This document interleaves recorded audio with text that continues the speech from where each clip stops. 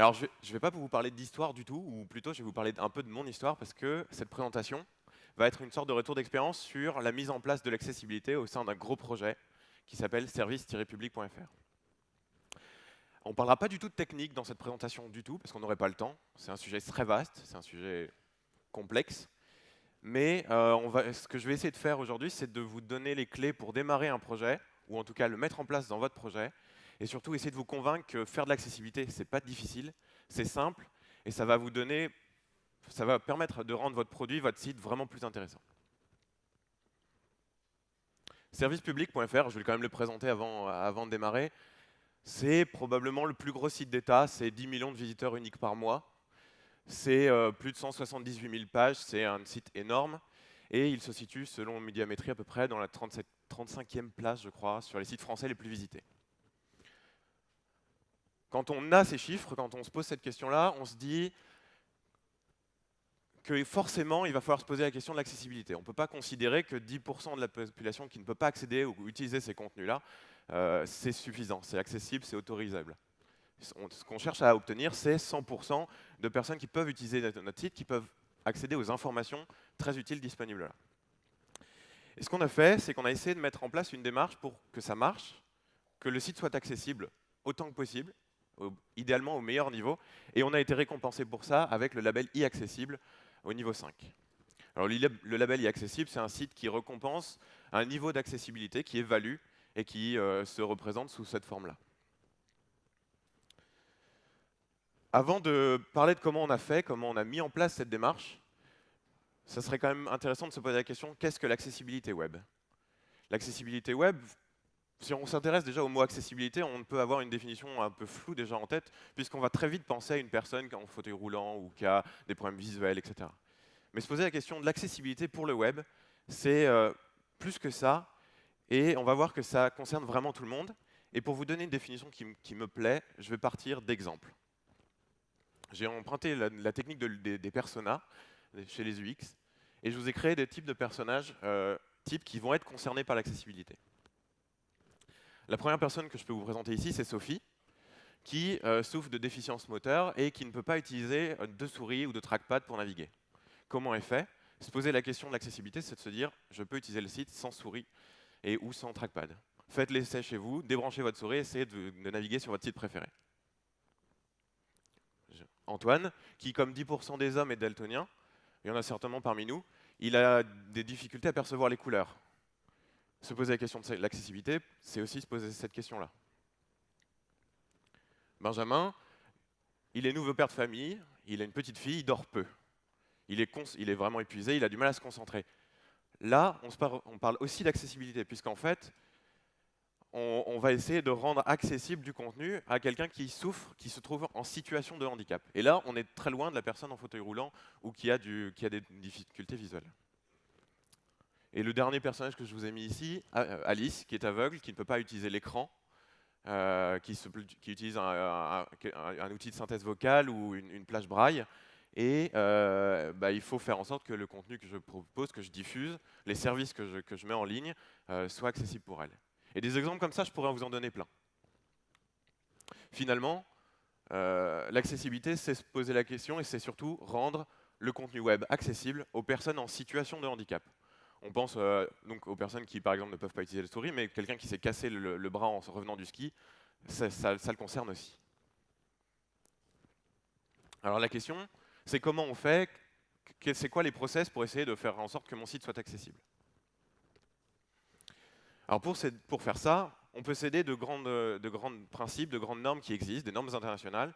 Vous avez tous entendu parler du W3C, et au sein du W3C, il y a un groupement, quelque chose qui s'appelle le WCAG, pour Web Content Accessibility Guidelines, donc les principes d'accessibilité pour le contenu web, et qui fixe de grands principes, des grands principes d'accessibilité, comment je fais.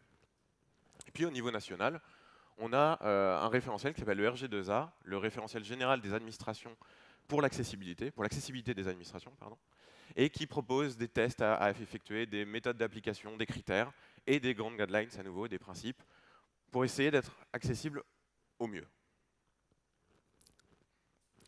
Mais avoir les clés en main, c'est pas suffisant, parce que le RG2A, c'est plus de 130 critères, c'est 3 fois chiffre en termes de tests à effectuer, c'est extrêmement difficile de le faire d'un coup, c'est impossible. Pour ça, il va falloir s'aider d'une méthodologie. Et il va falloir la faire évoluer. Au début du projet, on avait 2 équipes qui travaillaient, une front, une back, comme ça arrive sur beaucoup de projets. Et l'équipe de back que j'ai représentée ici en haut, lorsqu'elle arrivait sur le projet, elle bénéficiait d'une sensibilisation. Qu'est-ce que c'est l'accessibilité? Qu'est-ce que je dois bien comprendre le sujet de l'accessibilité? Et puis après, on rentrait dans un processus agile classique. Création de story, le planning poker, le développement de la fonctionnalité et la review du code pour valider qu'il est à nos standards. Et puis en parallèle, on avait une équipe front très pointue sur le sujet de l'accessibilité qui proposait des gabarits et puis qui intégrait le développement des fonctionnalités avec ces gabarits. Le souci, c'est que les 2 équipes travaillaient en silo et en parallèle et se retrouvaient relativement peu sur le sujet de l'accessibilité, ce qui faisait qu'à la période des audits, au moment où on faisait des audits, on se retrouvait avec beaucoup de problèmes. Alors cette méthodologie, elle avait des avantages et des inconvénients. Les avantages, c'est que les experts intervenaient sur des sujets précis, concentrés. Dans le temps, c'était limité. Et surtout, les méthodes de travail et le système de reporting étaient familiers, faciles. Je détecte un problème au moment de l'audit, je le remonte dans un gestionnaire de tickets. Jusque-là, une méthode facile. Le souci, c'est que lorsqu'on vient à corriger tous ces bugs qui ont été remontés, on se retrouve à corriger bêtement. On ne comprend pas. On ne capitalise pas côté back, notamment, lorsqu'on fait de l'intégration. L'accessibilité, surtout, elle est vécue comme une douleur. C'est pas intéressant à faire, on corrige des bugs, personne n'aime faire ça. C'est une surcouche de nombreux tickets de bugs qui arrivent par lot au moment des audits, et puis forcément, livrer une tâche, ça se fait dans le temps, c'est plus long. L'idée a été de fusionner les équipes pour essayer de partager ces connaissances sur l'accessibilité et de l'intégrer au plus vite et au mieux dans le process de développement. Les gens qui arrivaient sur le projet avaient toujours une sensibilisation au début, évidemment. On ne peut pas arriver novice sur le sujet comme ça. Mais lorsqu'on faisait une story, dès le départ et dès la création de la story, on peut se poser la question de l'accessibilité. On crée la story, les gabarits étaient faits dans la foulée, et au planning poker, les personnes expertes sur le sujet étaient là pour remonter les problèmes possibles, faire la connaissance, donner la connaissance à ceux qui allaient la réaliser, qu'il y avait des points d'attention à avoir. On faisait le développement, et ce qu'on a changé aussi sur la phase de review, du coup, c'était que plutôt que se poser la question de est-ce que ce que j'ai développé est de standard, à la qualité que j'attendais, on va intégrer également l'accessibilité à ce niveau-là. Une review technique, et puis une review d'accessibilité. Et du coup, on fait des audits plus espacés dans le temps. À nouveau, les avantages et les inconvénients de ce format-là, d'intégrer l'accessibilité au plus tôt, c'était qu'on essayait de faire de la prévention. Au plus tôt, on se pose la question, est-ce qu'il y a de l'accessibilité à prendre en compte?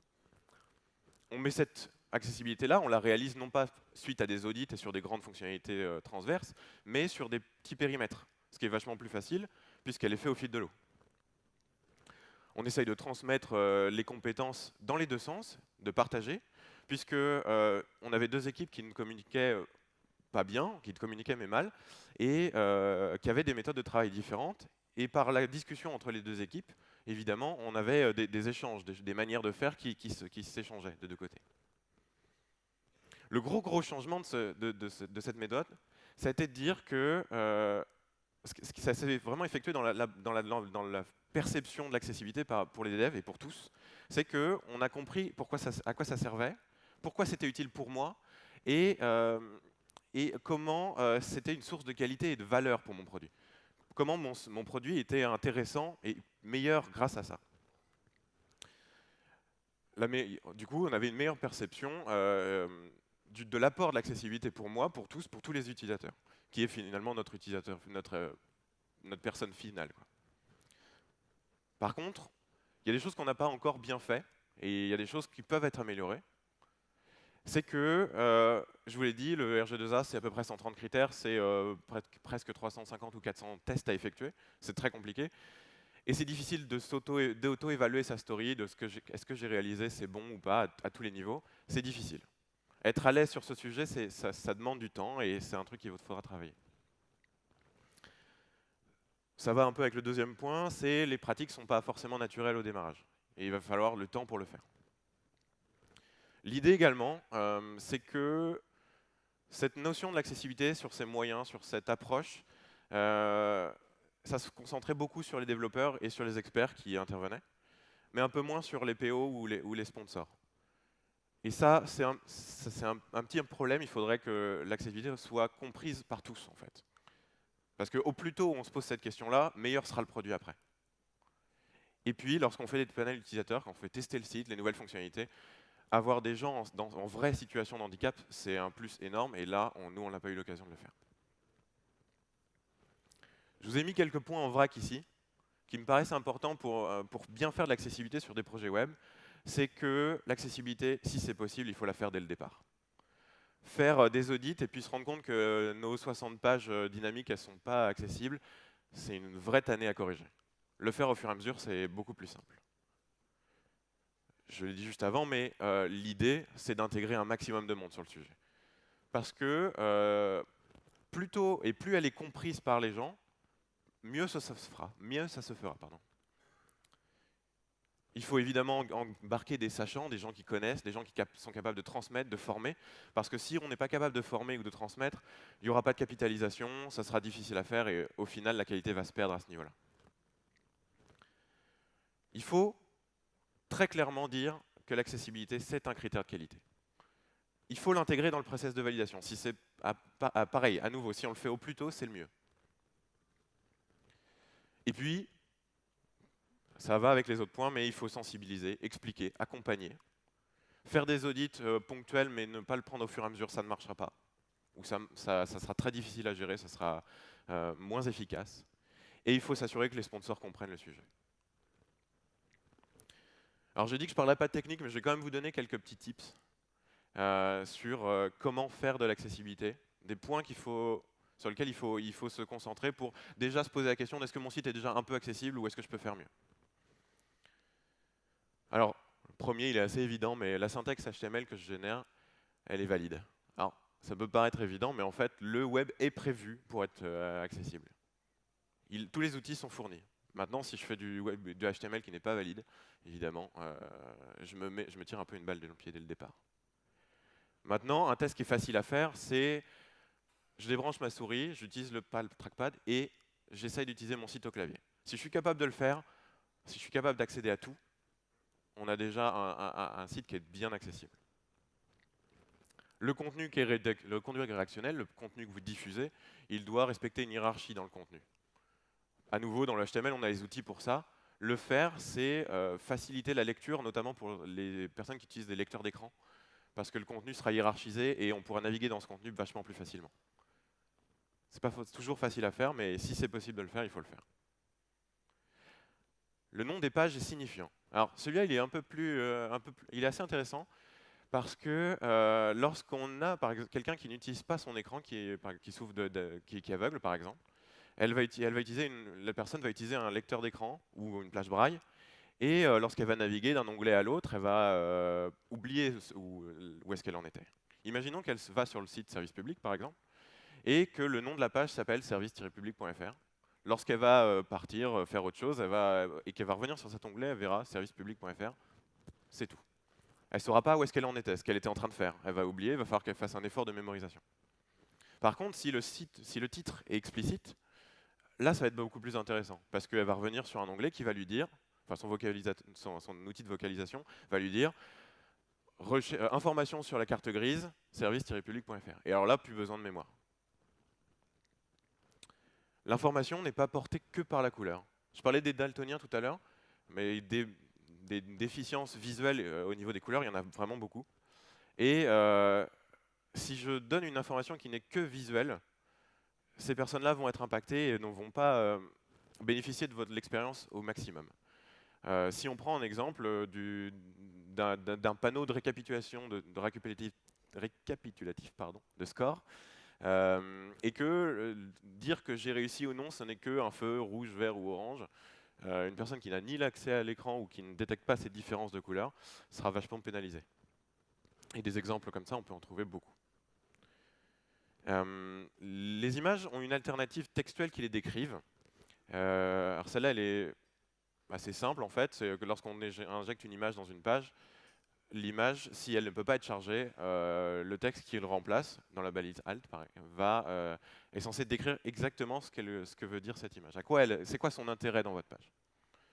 Et enfin, vous faites tous sûrement du responsive, mais c'est extrêmement important de penser dès le départ. C'est-à-dire que quand je zoome ou que je dézoome, le contenu qui est disponible, il ne doit pas changer, ou en tout cas, les contenus vraiment importants ne doivent pas bouger. Je ne dois pas perdre d'informations significatives. Les choses un peu plus décoratives, etc., c'est pas grave, mais si je perds des informations essentielles, et ben là, on perd de l'intérêt. Je vais terminer là-dessus en vous donnant quelques points essentiels pour moi, pour bien faire de l'accessibilité sur vos projets. C'est que l'accessibilité, il faut la considérer dès le départ et toujours comme une source de valeur. C'est un critère de qualité de votre produit, et l'accessibilité, ça s'inscrit dans une démarche qui est centrée sur l'utilisateur. Se poser cette question-là, c'est vraiment faire de votre produit un outil vraiment utilisable. Et ça se fait quelle que soit la taille du projet. Sur le projet service-public.fr, on était une quinzaine de développeurs, je vais peut-être dire une bêtise, mais on était à peu près ce nombre de personnes, et ça fonctionne. On a réussi à le faire. Donc il n'y a pas de raison que sur des projets avec des équipes plus petites ou des projets plus restreints, on ne soit pas capable de le faire. Et quand, qui et comment comment faire de l'accessibilité? Quand? C'est au plus tôt, tout le temps, dès que c'est possible. Se poser la question dès le planning poker, dès la création des stories. Embarquer qui? Tout le monde, un maximum de personnes. Que le sujet soit pas forcément maîtrisé par tous, mais qu'il soit compris et intégré par tous. Et enfin, comment faire? Là, il n'y a pas de secret, il faut sensibiliser, accompagner, transmettre. C'est en faisant de toutes les personnes qui interviennent sur le projet des experts à leur niveau sur le sujet qu'on fera un bon produit. J'ai mis vous aurez sûrement accès aux slides, je pense. Oui. Je vous ai mis des liens ici pour que vous puissiez vous former et découvrir des choses sur l'accessibilité. Je ne vais pas les détailler ici, ce serait fastidieux. Mais vous avez déjà là des sources d'informations pour monter un peu en compétence et en compréhension sur le sujet. Je vous remercie. Merci Adrien. Alors, on a le temps pour une ou deux questions. Donc n'hésitez pas si vous voulez poser une question. Il y en a une là.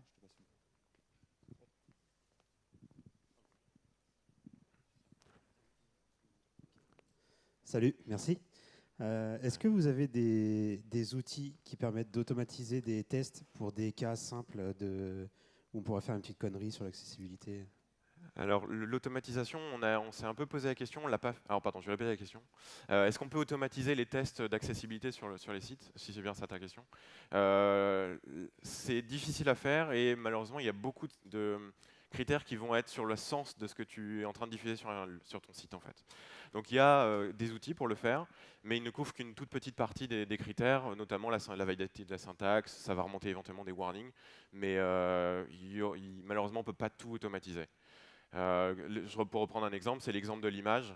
Une image, un robot ou un test qui est automatisé ne sera pas capable de te dire si ton image qui s'appelle logo mon produit, c'est une information intéressante. Il saura juste te dire que effectivement tu en as mis une. Est-ce que pour le coup elle a un intérêt? Non.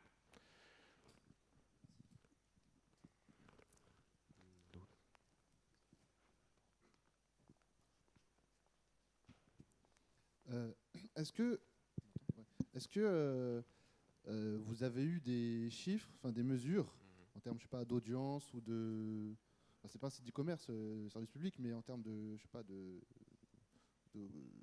de pages vues ou de parcours de navigation réussis, qui vous ont montré que votre démarche sur l'accessibilité a bien porté ses fruits en termes, je sais pas, vous avez des chiffres? Alors des chiffres. Alors est-ce qu'on a des retours sur l'investissement en accessibilité chiffrés? Non, je crois pas. En fait, les retours qu'on a, ce sont des retours de gens qui sont contents du travail qui a été effectué. Je ne l'ai pas mis ici, en fait, on a été cité en début de semaine par un Tumblr qui parle d'accessibilité, qui dit que le site est extrêmement agréable à utiliser. Mais en fait, on est sur du confort de navigation, sur du confort d'utilisation, et du coup, c'est difficile de convertir ces gains-là en chiffres. Donc on n'a pas réellement de mesures chiffrées là-dessus.